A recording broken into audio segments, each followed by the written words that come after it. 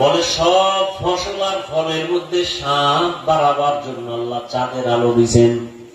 পরীক্ষা করেন, রাতের বেলা তাকায় দেখেন আম গাছের ভেতরে যেই পাশে চাঁদের আলো বেশি ওই পাশের আমগুলো মিষ্টি বেশি, যেই পাশের চাঁদের আলো কম ওই পাশের আমগুলো কালার ভালো কিন্তু মিষ্টি নাই।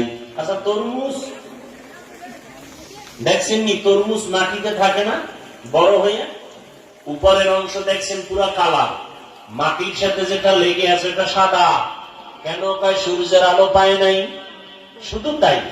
আবার দেখেন ওই উপরে চাঁদের আলো লাগছে মিষ্টি, সাদা অংশ চাঁদের আলো পায় নাই, মিষ্টিও লাগে না, পানি পানি। বুঝেন না? দেখেন তো চাঁদ এই যে এগুলো করতেছে আল্লাহর জন্য না আমাদের জন্য? আমাদের জন্য। তাহলে একটা সব দুনিয়ার মখলুক আমাদের জন্য।